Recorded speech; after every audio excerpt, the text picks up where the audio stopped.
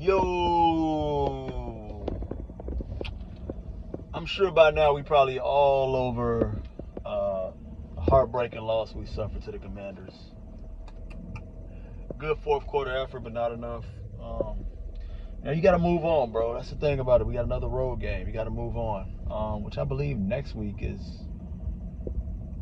Excuse me. I think the Patriots come to us.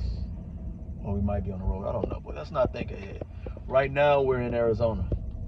We played them in Chicago last year, so I'm thinking they come here. But yeah. So UNC won 35-11. UNC getting it together now. Sorry, score just went across my screen. But now we got to move on to the Cardinals. This is big because there was a lot of speculation during the draft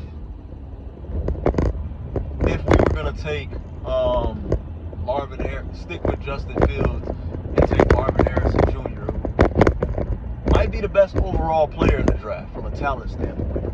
Could be the best, most physically gifted. Y'all know what comes with him. The Calvin Johnson ceiling, Julio Jones ceiling, floor of what's the dude from the Bengals? What's the dude from the Bengals? Y'all know what I'm talking about. Obviously not Boyd. Boyd is gone. The other wide receiver they have, the other number one. Clearly not Chase. Y'all know the other. I think Jamar Chase was part of this. But anyways, y'all get the point. Y'all know what it was as far as Marvin Harrison Jr. Looking at a Hall of Fame generational talent. So he's gonna be thirsty to want to go after the Bears. Now we still down Jaquan Brisker, but it looks like Kyler Gordon is gonna play, which is great for our secondary. We definitely need him back. Any piece you can get back, especially a big piece to the defense, is always great. So we get Kyler back to go with that secondary. Jalen Johnson, obviously, in my opinion, the best wide receiver in football. And Tyreek Stevenson. I've been hearing rumors Stevenson might be benched, but I don't know about that. I don't think that's a good move anyway. Yeah, I get it. What he did was costly. I get all that, but it's a serious stretch, bro. You got to play your best players. Sorry, that's just what it is. So Tyreek Stevenson out there, and all the guys which I'm expecting them to. This Cardinals team, they're pretty well. They're gonna play tough. They come in at 4-4. The Bears come in at 4-3. We had the bye week right before the Commanders game. So this team, they've been shaping up pretty well defensively. Within the last 3 weeks, they're number 7 against the run. So, Swift, who's been going crazy since like week 4, we're gonna see what he do against the run. But he's also real good in the passing game, so it's really what he can do for the scrimmage period, the total yards. But then against the pass, they're ranked 30th, so they can be passed on.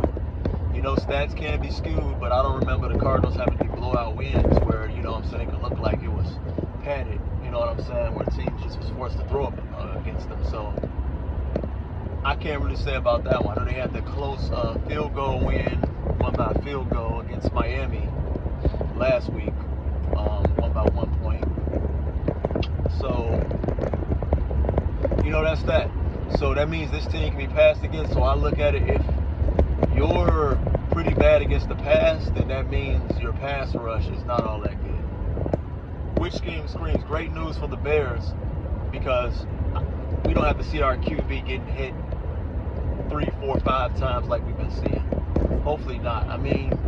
Clearly, obviously, our O-line is not the best, so they probably get at him once or twice. We can limit the sacks, the hits that Caleb take. I'll take that. Limit the pressures. I'll take that. He's good against the pressure, but that stuff takes its toll. As the game goes on, what I like about Caleb Williams, he tends to figure it out. Starts to be able to maneuver around. His pocket awareness is great. But, he's human. You got these big bodies coming against him, coming at him. Eventually, they're going to get him. So that's what that tells me. Their pass rush is not all that great. I could be wrong, but they've been great against the run, but not so good against the pass. So that screams time for Caleb Williams. Give Caleb Williams time, you know he's going to eat you alive, especially with our weapons. Rome Odunze looks like he's a very good musician when it comes to his route running. DJ Moore, we know he's an absolute stud. Cole Kmet, we know he's looking to be one of the premier tight ends in the league. Then you have Keenan Allen. Now, I've seen talks about he might not be the Keenan Allen of old, which probably, Father Time is undefeated. But he's still very effective. He's still making some really good catches. He can still go out there and be that guy. Maybe he's not a number one anymore. I mean, I don't know. But, we just seen a 2-touchdown game, but we seen him make clutch catches against the Commanders. So, I like what I'm seeing. Defense, we know what they can do. So with that said, going to Arizona, a team that doesn't have a really good fan base, so I expect a lot of Bears fans to be out there. A lot of Bears fans I expect to be out there representing. So with that said, who do I have winning? What's my score? I got the Bears winning by a score of 26-17. Our streak will live on, holding teams below 21 points. So yeah, that's my prediction right there. I think the Bears win 26-17. Kyler Murray is a really good quarterback. I think we'll be able to limit him a bit. He'll do what he has to do.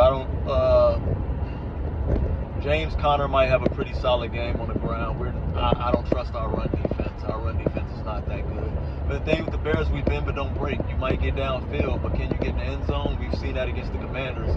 It took a lucky Hail Mary for them to finally get a touchdown. So, yeah, that's that. Let me know what y'all think in the comments. At the next stop sign, turn right. That's my prediction for that game. Let me know what y'all think. What's y'all score?